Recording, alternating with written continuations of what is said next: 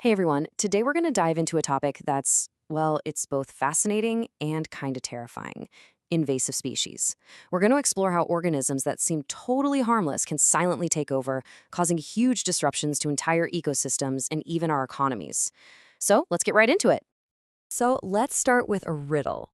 What on earth do a tiny little shell, a poisonous toad, and a vine that grows like crazy all have in common? I know it sounds like something out of a weird fairy tale, right?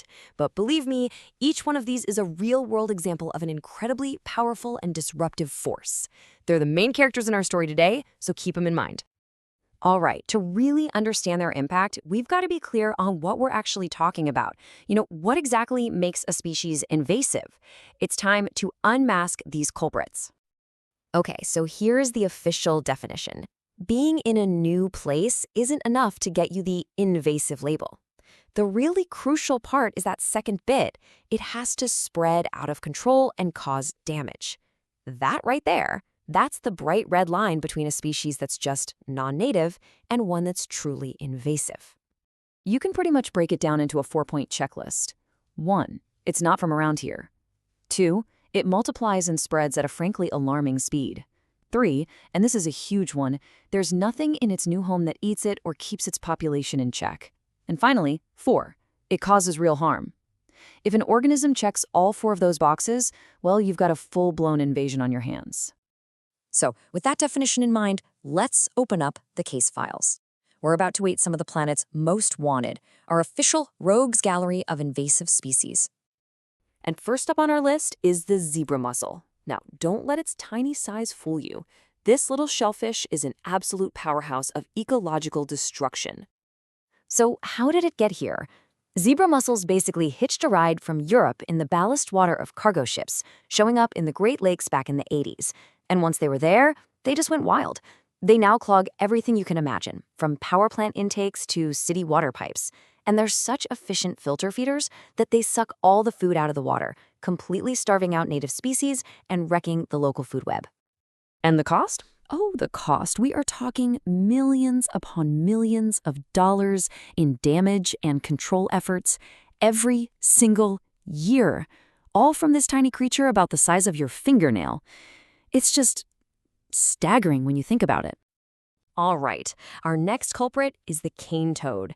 And this is a textbook case of good intentions going horribly, horribly wrong. You see, cane toads were brought to Australia on purpose. The idea was that they would eat beetles that were destroying sugarcane crops. Just one problem. The toads couldn't actually reach the beetles, which lived high up on the cane stalks. So instead, the toads just spread all across the continent. And here's the real kicker. They're incredibly toxic. So when native predators like crocodiles or snakes try to eat them, the predators end up dead. The intended solution became a far, far worse problem. Our third case file isn't an animal. It's a plant. But trust me, this is not just any plant. This is kudzu, and it is a green, leafy monster. Just like the cane toad, kudzu was brought in with the best of intentions, this time to help stop soil erosion in the American South. But its greatest strength, its unbelievably fast growth, became its most destructive weapon. It literally smothers everything. It climbs over entire forests of native trees, blocking out every last bit of sunlight and killing everything underneath it. It earned this nickname for a very good reason. This quote just perfectly captures that feeling of helplessness, as people watched this vine swallow whole landscapes, covering houses, barns, forests, anything that didn't move. And if you're wondering how it does it, here's the engine behind that relentless spread. In the right conditions, kudzu can grow 1 foot per day. I mean, just try to imagine keeping up with that. It's like trying to stop a slow-motion green tidal wave.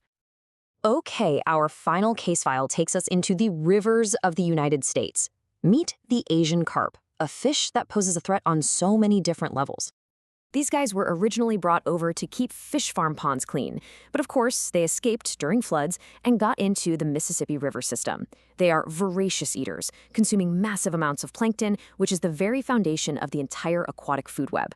They basically starve out all the native fish.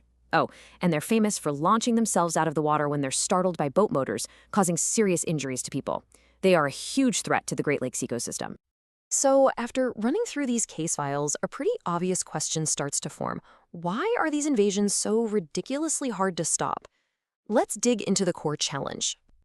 It really boils down to three things we've seen over and over again. First, they spread way faster than we can react.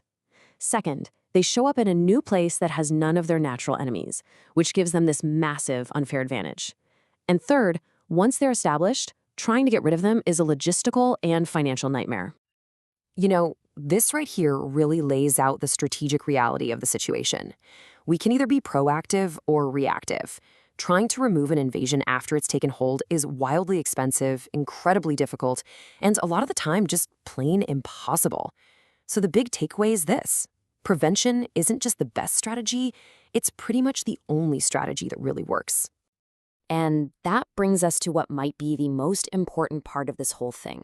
Look, this problem can feel absolutely huge, but the first line of defense is, well, it's us.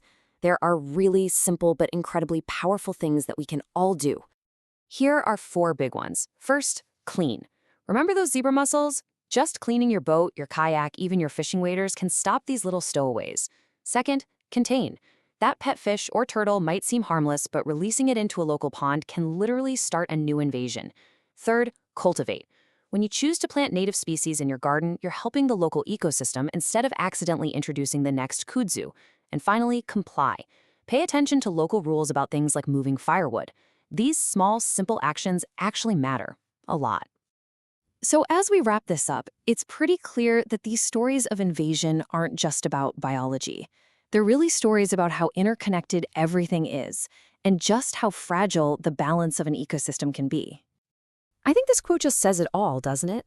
A tiny mussel in a ship's ballast water, a toad brought over to eat a beetle, these seemingly small acts triggered massive ecological disasters.